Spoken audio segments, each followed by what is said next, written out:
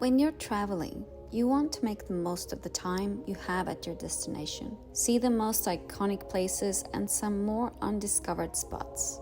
Sydney is such a big city, and the list of the things to do is endless. But as I just created a list of the must-see places and things to do for my family, I thought I'll share it with you so you can pick the ones that stand out to you and you would love to do when you come and visit Sydney. Palm Beach and Patonga. When I first moved to Sydney, the most memorable place was Palm Beach. It's still one of my favorites and I always like to go back there. It's about an hour and a half bus drive from the city, and you can get a beeline bus from Wynyard and drive until last stop. From there you have to switch the bus to get to Palm Beach. But once you get there, you can stroll on the beach, hike up to the lighthouse and have a picnic on a rock with an amazing view. It takes a couple of hours, and if you have time and energy after the hike, you can catch a ferry to Patonga Beach or the basin to enjoy more incredible views. We catch the ferry to Patonga Beach. The tickets are not expensive, and there's a lovely boathouse where you can enjoy coffee and have lunch. But the reason you should go there is the view. Go to the Patonga to Pearl Beach walking track, which takes you to a lookout, and it was stunning. Bondi to Coogee Walk. Bondi Beach is on everyone's list, and although it's beautiful, Bondi to Coogee Walk is even more beautiful and has to be on the to-do list. Even on a cloudy day, it's still one of the most beautiful coastal walks I've ever had. Taronga Zoo. It's located on the northern side of the city. You can easily catch a bus from the city, and the entry ticket to adults is 50 Australian dollars. Expect to spend the whole day there. You have a lot to see. You can also pre-book an exciting animal encounter with koalas, giraffes or other animals. And another thing you shouldn't miss out on is the bird show. I was really surprised how great it was. Harbour Bridge.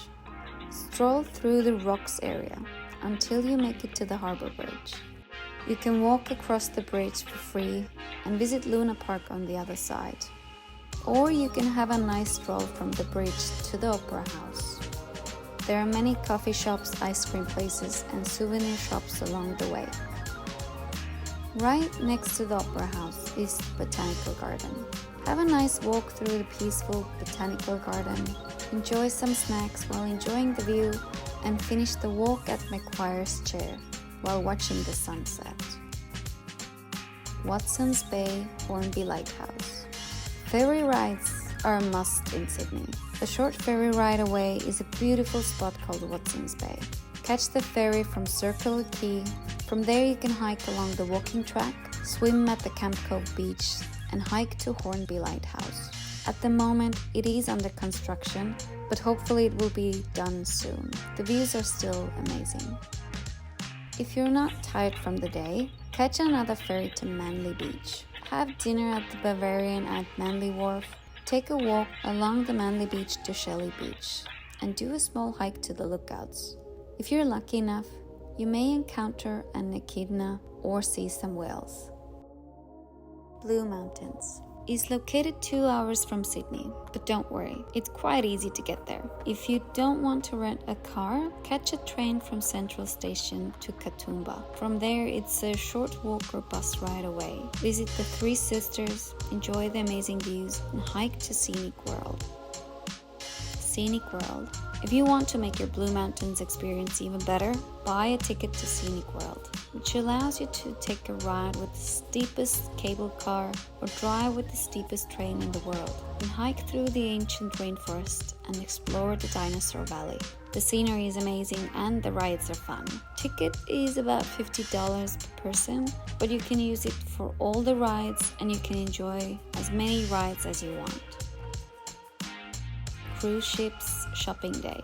You do need a rest day from all this exploring. Have a shopping day at the city center and rest your feet at the upper bar while you watch a cruise ship leave the Circular Quay wharf. You can check the cruise ship timetable on the website, which I've added in the description box. Royal National Park. It's another whole day experience. The Royal National Park is huge, so before you go, do your research about the things you would like to see there. We decided to start the hike from Cronulla. You can catch a train from Central to Cronulla and take a ferry from Cronulla Wharf to Bandina. It's only a short ride away. You can buy the ferry tickets on the ferry and pay by any card. Just Opal cards don't work on the ferry. The Royal National Park hiking trail is a short walk from there. We hiked until Marley Beach, enjoyed a picnic and started hiking back. We also got to do some whale watching, so if you are visiting during May to November, you might see some whales passing by as well. Rainy day activities. During a rainy day, take the opportunity to visit St. Mary's Cathedral, situated alongside Hyde Park in the city. Right next to the cathedral is the Australian Museum, which is also well worth a visit and offers free admission. And to finish the day with a beautiful view, consider heading to the Sydney Tower Eye, the tallest tower in the city centre. While the museum entrance is free, the ticket to the Tower Eye is priced at $27 per person. Sydney beaches. After all the exploring and hikes, just take a moment to enjoy a breathtaking sunrise at one of the Sydney's beautiful beaches.